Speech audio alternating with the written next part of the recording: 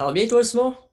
Ça va très bien, merci. Avant de commencer, je veux juste remercier là, tous ceux qui hébergent ce podcast, que ce soit Balado Québec, Spotify Music, et la panoplie d'autres applications que j'oublie à toutes les fois parce que je ne l'ai pas marqué sur un papier, vous me connaissez. Bon. Donc aujourd'hui, je veux parler du magnifique sport du deck hockey avec Jean-Michel, que je le sais que Jean-Michel, c'est un sport qu'il apprécie énormément. Et là, il y a une grande nouvelle. La table du hockey s'est associée avec la LNHB. Explique-nous un Oui. petit peu, là, qu'est-ce que vous avez réussi à faire avec, comme partenariat. Ben, ce qu'on va faire, nous, à la table du hockey, ça va être super simple. À tous les jeudis soirs, 19h30, on a un live qui est vraiment spécifique à la Ligue nationale de hockey-ball. C'est une nouvelle ligue, là. Il y a 12 équipes, dont deux divisions de 6 équipes, partout au Québec. Vraiment, c'est une ligue qui vient tout juste de naître. Les équipes sont craquées. On a reçu le meilleur joueur de deck au monde, même le jeudi passé. Donc, c'est très intéressant de voir les invités qu'on reçoit, le monde qui ont l'air d'apprécier vraiment le nouveau projet qu'on a, nous, avec la table du hockey. Ça va s'appeler la table du deck hockey, l'émission qu'on a. Fait vraiment ça parce que, petite pensée un peu au deck et le hockey, c'est un peu la même chose. Nous, on a décidé de faire une émission spéciale vraiment deck hockey. Et la Ligue nationale de hockey-ball a pris la décision d'embarquer avec nous puis de vraiment nous aider à nous propulser. C'est là qu'on voit que le monde apprécie vraiment le deck hockey là, depuis les dernières années. Ça monte en flèche énormément. Mais tu fais bien à parler, j'allais te poser la question. Penses-tu justement que le deck hockey est en popularité grandissante, que ça Oui. commence à être de plus en plus populaire? Moi, je Ben trouve que oui, oui. c'est 110%. Le deck hockey progresse depuis des années. Selon moi, depuis 5 ou 6 ans, comme il y a un de nos invités cette semaine, il nous a dit depuis que les centres intérieurs qu'on pouvait jouer à l'année, c'est depuis ce temps-là que ça a monté en flèche. Selon moi, c'est ça aussi. Sincèrement, le deck hockey, toi, Simon, je crois que ça fait 2 ans que tu joues. Si je ne me trompe pas, moi, ça doit faire 3 à 4 ans. Puis j'adore le deck hockey. Puis depuis que je l'ai découvert, toutes les années, je vois des 2, 3, 4, 5 nouvelles équipes qui s'ajoutent dans notre petite ligue. Puis là, c'est sans compter les autres ligues au Québec. Là, Montréal, Québec, qui ont de plus en plus d'équipes. Il y a des ligues à 15, 20 équipes par catégorie. Puis ça, des fois, il y a des 5 ou 6 catégories par centre de deck. Pense-y, Simon, depuis quelques années, chaque ville, pratiquement, a un centre de deck. Écoute, même Héberville, ton petit village natal, a un centre de deck. Donc, c'est là qu'on voit que la progression augmente de plus en plus. Puis c'est beau à voir aller parce que les jeunes commencent à s'inspirer vraiment des plus vieux. On peut penser à la Ligue nationale de hockey-ball va sûrement donner l'intention aux jeunes de pouvoir s'inscrire et jouer au deck hockey. C'est peu coûteux en plus. Vous savez qu'un équipement de hockey, ça coûte très cher. Un équipement de deck hockey, c'est une paire d'espadrilles, un bâton, un casque et des gants. Après ça, t'es correct. Tu peux aller jouer. C'est là qu'on voit que la différence de prix est très différente. C'est là qu'on peut donner la passion des jeunes de pouvoir jouer au hockey sans être sur une patinoire. Puis ça aide les gens qui ont un peu moins bon coup de patin comme moi. Moi, je ne cacherai pas, j'ai pas un bon coup de patin sur une glace.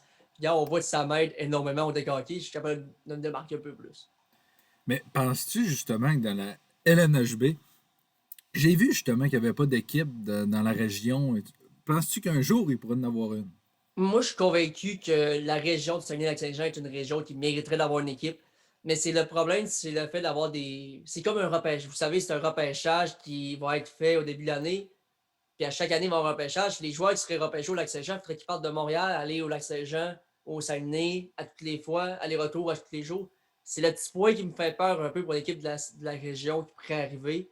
Mais je crois que le Saguenay-Lac-Saint-Jean a la population craquée à bloc. On peut penser à la classique 49 là, de Samuel Girard, la classique Joker, qu'il y avait dans les dernières années, que les estrades étaient remplies. Il y avait place dans les estrades pour aller voir les matchs de la meilleure catégorie, l'Open. Selon moi, le Saguenay-Lac-Saint-Jean mériterait une équipe, mais la distance pourrait faire mal à l'année. Mais ça va dépendre de tout comment ça développe la Ligue. Si la Ligue à un moment donné offre des autobus ou des transports à des joueurs, je suis convaincu qu'il y a une place au Saguenay-Lac-Saint-Jean qui pourra accueillir une équipe de la Ligue nationale de Québec. Je le pense aussi. On a une équipe de la Ligue nord-américaine, on a une équipe du junior majeur. Tout est possible. Mais Mhm. c'est un très beau sport, le deck. Tu te rappelles, quand on est allé en tournoi à Victoriaville, Oui, on a tripé tous les gars ensemble. Puis tu tisses des liens avec oui. des gens extraordinaires. Puis là, cette année, je me suis créé une équipe. On va jouer probablement contre ton équipe. Là, ça va être une belle rivalité Héberville-Alma. Mes Wallers de Héberville, que je voulais vraiment une équipe de mon patelin avec Antoine qui va être là comme capitaine. Il va nous mener ça. Et j'ai bien hâte de voir. Un bon Mais capitaine, Antoine. comme tu dis, toi, ça fait 4 ans que tu joues. Moi, Mhm. ça fait 2 ans. Je te dirais, la différence entre le hockey et le deck, c'est beaucoup plus vite le deck. Mais justement, il faut que tu sois plus alerte au deck. Et tu peux pas Ouais. laisser passer une chance parce que tu vas te faire marquer, ça c'est sûr et certain. Mhm. Je te dirais, j'ai plus de difficulté encore à m'ajuster au style Mhm. du deck. Mais comme tu dis, il y en a pour qui c'est plus facile et c'est ça qui est le fun. Et Mhm. ça coûte Mais pas cher. Les comme gens tu qui le ont jamais dis, joué au hockey, qui veulent jouer au deck, c'est le fun. comme tu le dis, c'est un style complètement différent. Tu peux arriver sur la surface de deck, tu es le meilleur joueur de ta ligue de hockey, puis au deck, tu vas faire voyons, je ne sais même pas tirer la balle. La balle, tu sais, une balle orange, une balle rose, ça dépend de la température extérieure. Ça a une courbe, tu peux courber un peu le shot, tu peux faire courber la balle, tu peux mettre de l'effet. Il y a des balles avec de l'eau, des balles pas d'eau. C'est toutes des affaires qu'il faut vraiment s'acclimater pour avoir le meilleur jeu possible sur le jeu. Mais c'est vraiment dur pour certaines personnes, mais d'autres comme moi, qui j'étais arrivé, c'est comme naturel. Je ne dis pas que je suis un bon joueur de deck hockey dans les grosses catégories, mais dans ma petite catégorie, je me démarque. Mais à part de ça, il faut vraiment que tu pratiques, faire des tirs à ton but. Moi, je pense que c'est ça qui m'a aidé quand j'étais jeune. Je jouais à tous les jours des 5-6 heures de hockey-ball dans la rue. C'est sûrement ça qui m'a aidé, selon moi. Mais oui, c'est ça. Ben, comme tu dis, faut s'entraîner même que ce soit au hockey, dans Mhm. n'importe quel sport qu'on fait. Mais le deck, c'est vraiment. Puis il faut que tu cours, il faut que tu aies du cardio. Parce Ah que si tu oui. n'as pas de cardio, tu sais, au hockey, tu peux te laisser glisser. Mais c'est pas pareil. Mais euh, bien hâte de commencer cette saison-là. C'est ça. Y a-tu d'autres choses que vous allez faire avec la LNHB, Geneviève? Mais ce que nous, on va faire probablement, c'est qu'à tous les fins de semaine, on aimerait ça se promener. Disons que la santé publique accepte qu'il y ait des matchs. Nous, on va probablement, moi, je reste à Québec, donc je vais pouvoir aller me promener, aller à Trois-Rivières, Montréal. Après ça, il y a plein d'équipes. Il y a Lévis, Québec. Ça va être une méchante grosse rivalité. Les deux équipes, une de chaque bord du pont. Ça va être une méchante grosse rivalité. J'invite les gens à aller voir ces matchs-là parce que je suis convaincu que ça va être ça, soit ça va brasser ou ça va être des méchants bons matchs parce qu'il y a deux équipes très proches comme ça, les Harfans de Québec, qui ont un très beau logo en passant. Ça va être une grosse rivalité. Sur McMasterville aussi, qui va être une belle équipe, le Mobux de McMasterville. Allez voir ce logo-là. Écrivez Mobux de McMasterville sur Facebook. Allez voir le logo. C'est juste, les Kraken de Seattle peuvent aller se racer tellement que leur logo est beau. C'est magnifique le logo qu'ils ont fait. Je suis convaincu que nous, quand on va se promener, on va découvrir les nouveaux centres de deck. Vous le savez, ceux qui nous écoutent, le deck, ça se développe, les centres de deck aussi se développent. De plus en plus, tu vas avoir des gros centres de deck. McMasterville ont un très beau centre de deck qui ont publié une photo dernièrement. C'est magnifique. Là. Tu penses c'est un centre semi-intérieur, semi-extérieur, disons, comme un toit au-dessus d'une surface, mais l'intérieur est très, très beau. C'est des astrales, tout ça. C'est magnifique. J'ai hâte de voir comment les équipes et voir les installations, comment ça va être dans les différentes villes de la Ligue. Pour ceux qui ne connaissent pas les joueurs, les équipes, est-ce qu'il y a il y a un site internet de la LNHB que les Oui, gens peuvent consulter? Oui. oui, vous écrivez la LNHB, Ligue nationale de hockey-ball sur Internet. Vous allez cliquer sur le premier lien, vous allez tomber là-dessus. Il y a aussi la page Facebook de Ligue nationale de hockey-ball qui est très intéressante à suivre. Vous avez toutes les informations, des nouvelles informations que tu peux sortir du jour au lendemain. Il y a plusieurs annonces qui se font dernièrement. Il y en a plusieurs. Vous pouvez voir nos podcasts aussi qui sont repartagés souvent, qui vont être là. Ça va être gros, sincèrement. La Ligue nationale de hockey-ball, je suis convaincu. Comme mon collègue Jonathan Defoy dit, s'il y a une ligue de cross qui marche à quelque part aux États-Unis ou dans l'Ouest canadien, on ne voit pas pourquoi une ligue de hockey-ball ne fonctionnerait pas au Québec. Parce que c'est quand même un sport qui se rapproche très gros de notre sport national, le hockey. Je suis convaincu. Je ne sais pas si tu as déjà vu les tournois mondiaux en Europe, soit en République tchèque ou en Finlande. Les Non. estrades sont remplies des 7 à 8, 9, 10 000 personnes dans les estrades. Ça crie, les tambours, tout ça. Je suis convaincu qu'au Québec, on peut avoir des estrades remplies de même un jour. Là, ça va dépendre du développement de la Ligue aussi. Mais je suis convaincu qu'un jour, on peut atteindre ce palier-là. Ben, moi, j'aimerais ça voir ça, dire, hey, on va aller voir un match de la Ligue nationale de hockey-ball. Là, c'est parce qu'on connaît pas les joueurs qui sont dedans. C'est sûr que là, si on se met à s'intéresser à cette ligue-là, on connaît des joueurs, il y en a qui tombent nos chouchous. Peut-être un jour, Alex Burrows, non, c'est le président de la Ligue. Mais, Ouais, c'est euh, je parle de Burrows, mais ce que je veux dire, c'est peut-être un ancien joueur de la Ligue nationale ou un ancien gars qui a joué Mais professionnel ça, qui c'est peut jouer peut-être là-dedans. pour la visibilité de la Ligue, c'est très bon. Mais moi, je vais te nommer un joueur vraiment qui est très, très, très un gars à suivre. C'est le Sidney Crosby. Ben, disons Sidney Crosby parce que c'est le mec qu'on l'a décrit hier en live parce que ça nous faisait rire de dire ça. Mais le gars était surclassé secondaire 3, il jouait avec des secondaires 5 puis il dominait la ligue. Là. C'est juste te dire ça. Yannick Labonté, surveillez ça. Gros, costaud, grand, un excellent joueur de hockey-ball. Écrivez Yannick Labonté sur Internet. Vous allez sûrement tomber sur des vidéos. Écrivez Team Canada Deck Hockey. Vous allez probablement le voir jouer parce qu'il a joué pour Team Canada. Mathieu Ferron, il se décrit comme le NZ Kopitar du deck hockey. Et le joueur le plus clutch dans l'histoire du deck hockey, selon tout le monde qui a joué contre. Là. Le gars, il sera pas là à 100, il va être tout le temps à 110% dans ses matchs, mais il va scorer tellement au moment opportun. Genre à la fin des matchs, vraiment en overtime, en prolongation, en tir de barrage, tout ça. Ce gars-là, Mathieu Ferron, c'est le gars qui va scorer là. On peut penser à un Steve Roux aussi qui était là hier, qui va être le gars le offensif tout le temps. C'est comme mon deck, je suis offensif, lui, il va être toujours offensif, il fallait marquer des buts sans arrêt, des passes. Ouais, Ovechkin surtout. Puis sincèrement, ces trois gars-là, trois noms à vraiment se rappeler. Puis si je peux nommer trois gardiens aussi qui devraient sortir en première ronde selon plusieurs, ben on a la liste là, les trois meilleurs gardiens admissibles au repêchage. Il y a aussi Mithia Moisseron, désolé, Maxime Blanchard et Gabriel Parent qui vont être les trois plus grands gardiens à surveiller dans cette ligue-là. Selon plusieurs. C'est pas encore, il n'y a pas de liste officielle du repêchage, mais selon mes sondages, je suis allé voir des joueurs qui ont joué contre, c'est les trois noms qui ressortent le plus souvent. Donc, surveillez ces 6 gars-là que je vous ai nommés. Surveillez-les parce que ça va être vraiment les têtes d'affiche de la Ligue nationale de hockey-ball dans les prochains mois.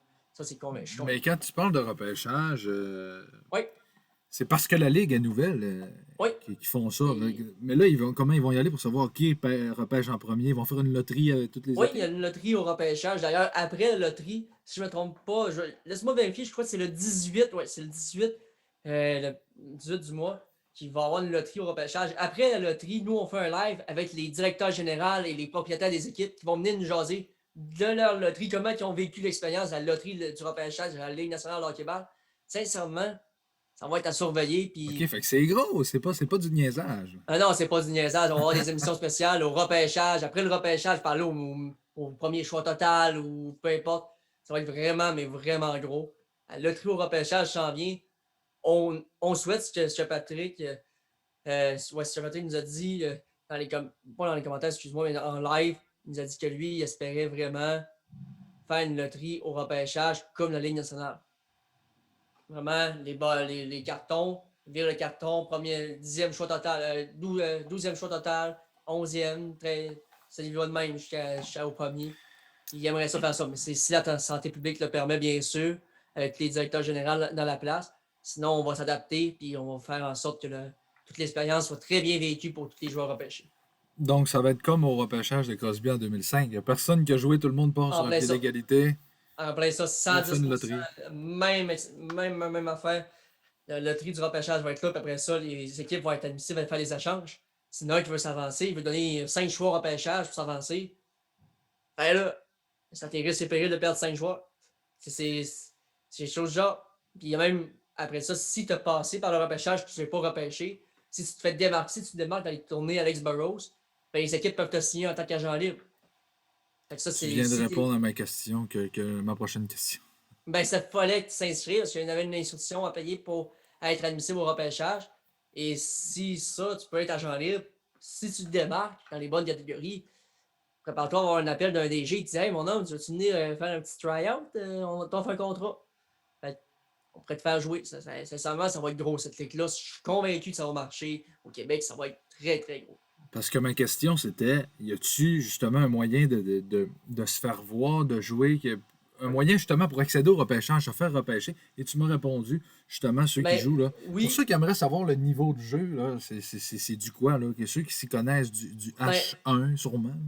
H1, il n'y a pas beaucoup de joueurs au Québec qui sont H1. Je crois qu'ils sont une dizaine, vingtaine, si je ne me trompe pas. Ils sont très peu. Mais ça dit entre H1, H8 ou H7, mettons. Disons ça de même en gros. Je dis ça, mais il y a peut-être des plus bas qui vont se repêcher, je ne le sais pas. Mais selon moi, ça va être entre ça. Ça, c'est mon avis personnel. Écoute, je crois qu'il y a 15 rondes au repêchage. Je ne peux pas croire qu'il y a 12 équipes et 15 rondes. Il va y en avoir des plus bas certainement qui vont être repêchés. Je suis convaincu de ça. Puis, il y a des cartes cachées dans des régions éloignées, comme moi, je pense à un Fred Ticoc, là, Frédéric Dufault. au Lac-Saint-Jean, qui est un excellent gardien. Je suis convaincu que ce serait une carte cachée pour une équipe à repêcher. Tu vas chercher Ticoc, un méchant backup. Là. Ce gars-là, il fait des arrêts de n'importe où. Il sort des arrêts de je ne sais pas où s'il sort. Mais un excellent joueur, un excellent gardien de but au deck hockey. Est-ce que ton collègue Marc-André Savard est admissible à ce repêchage? Il est admissible. Même un autre collègue, Yannick Tsui, qui va être admissible aussi. Deux collaborateurs de la table du hockey qui vont être admissibles au repêchage. Sincèrement, j'espère pour eux qu'ils vont être repêchés. Je suis convaincu qu'ils vont se faire repêcher parce que c'est deux excellents joueurs qui jouent dans l'Open. Ceux qui ne savent pas c'est quoi l'Open, c'est la catégorie avec les meilleurs joueurs au monde. Vraiment, les meilleurs joueurs au Québec, c'est l'Open. Les deux jouent là. Puis je suis convaincu que ces deux-là vont se faire repêcher. Et j'espère pour eux qu'ils vont jouer, bien sûr, parce que ce serait le fun de les voir jouer et de découvrir les activités de la Ligue avec deux joueurs qui sont dans la Ligue, bien sûr. Ben, je leur souhaite bonne chance. Et Marc-André score nos débuts. Ma question, c'était oui, est-ce que tu penses, là, c'est quand même, ça va être quand même la première année de la Ligue nationale de hockey, mais dans l'éventualité d'ici 5 ans, à un moment donné, il va falloir que les équipes, leurs jeunes joueurs, ils les mettent à quelque part. Tu vois ce que je m'en vais? Ouais. Est-ce qu'il pourrait avoir un club genre de Ligue américaine, comme on pourrait appeler? Peut-être que là, s'il y a une ville comme Québec qui se dit on veut un club école, on veut s'installer, on va s'installer à Chicoutimi. Ben là, tu sais, là, ça pourrait être des bons jeunes de la région, des bons joueurs qui sont là. J'ai pas de nom en tête parce que j'en connais pas. Mais qui peuvent aller là, ou bien du monde de Québec qui viennent ici. Là, avec la COVID, non, mais on s'entend que dans un monde normal, peut-être. Ben, je ne sais pas si dans les plans de la Ligue, je ne suis pas dans le secret des dieux, mais je crois que ça pourrait être une bonne opportunité pour la Ligue un jour. Mais je crois qu'on va se concentrer sur la Ligue principale en premier lieu et on verra par la suite qu'est-ce qui peut arriver. Moi, je crois que les jeunes, ben, ils sont obligés d'avoir deux jeunes de 23 ans et moins dans leur équipe. Chaque équipe a obligatoire deux joueurs de 23 ans et moins. C'est quelque chose d'important pour les jeunes, les faire développer. Mais je crois que techniquement, les clubs de la Ligue américaine deviendraient les calibres open. Selon moi, ça pourrait être ça. Les joueurs qui jouent là, qui ne sont pas repêchés, ils vont finir par se faire repêcher un jour. Je suis convaincu. Fait que selon moi, ça pourrait ressembler quelque chose à ça, mettons, environ. OK. Mhm. Puis, ben écoute, j'ai bien hâte de suivre ça. On est déjà, hein, on va continuer à suivre ça.